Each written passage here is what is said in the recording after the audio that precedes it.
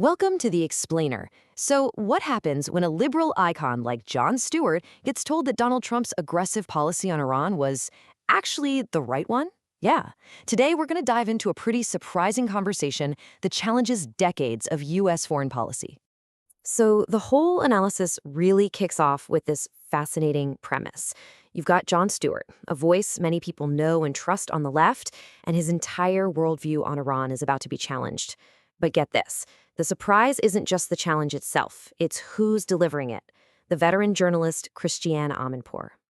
All right, so the discussion begins by looking back. But this isn't some nostalgic trip down memory lane. No, this is a sharp critique. The starting point is that for decades, Western policy towards Iran hasn't just been a little off. It's been a total and complete failure. And that leads to the really fundamental question, right? What went so wrong? Why have the world's biggest powers spent nearly 50 years trying to figure this out and seemingly gotten nowhere? Amanpour's answer is, well, it's not very diplomatic. It's incredibly blunt. She calls almost half a century of Western strategy rubbish. Not ineffective, not misguided, rubbish. That one word just sets this incredibly powerful tone for the whole conversation. So what was at the heart of this failure? Well, Amanpour argues it was a problem of focus. For decades, the West was completely fixated on the hard power threats. The nukes, the missiles, the mercenaries. And all the while, they were completely ignoring the actual people of Iran, their rights, and the huge gap between the citizens and the regime ruling over them. And that focus on military hardware over, well, human beings led directly to this massive, fundamental misunderstanding, one that has poisoned Western strategy from the very beginning. Amanpour paints this incredibly vivid picture of the Iranian people, and she really hammers home the point that they are not their government. She describes this sophisticated, highly educated Persian society, a culture that's technologically savvy, artistically rich, and completely distinct, that's fundamentally at odds with its oppressive regime.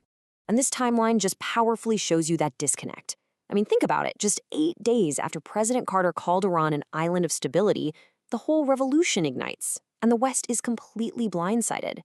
It was a massive failure to read the room, and it only got worse when Western leaders seemed to just take Ayatollah Khamenei's promises of democracy at face value. So this long history of failure is what really sets the stage for a radical shift. The conversation pivots to argue that the Trump administration's actions, well, they weren't just more of the same old stuff. They were a deliberate break from this failed past. You see, what a lot of critics saw as just random, chaotic aggression, Amanpour presents as a calculated doctrine. The argument here is that the aggressive stance under the Trump administration wasn't arbitrary at all. It was a new, deliberate strategy.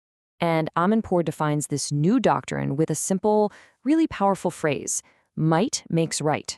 I mean, that's a complete departure from decades of policy that was all about sanctions and diplomatic talks. The source highlights a key detail here.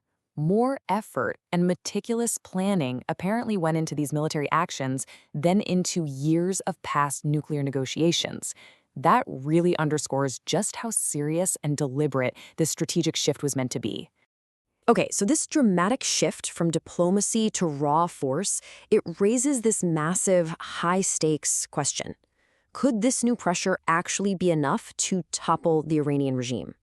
And then the conversation goes somewhere completely unexpected.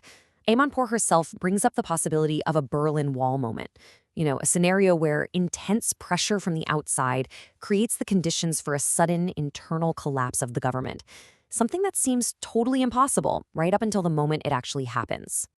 And this wasn't just some fleeting thought. Another guest agrees, reinforcing the point with history. Authoritarian regimes, kind of like the Soviet Union, they can and do collapse, sometimes suddenly and very unexpectedly.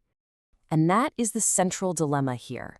If decades of the old policies were, quote, rubbish, is a new doctrine of might makes right a calculated path to liberation, or is it a monumental gamble that could spark an even more dangerous and unpredictable future? That is the ultimate unanswered question.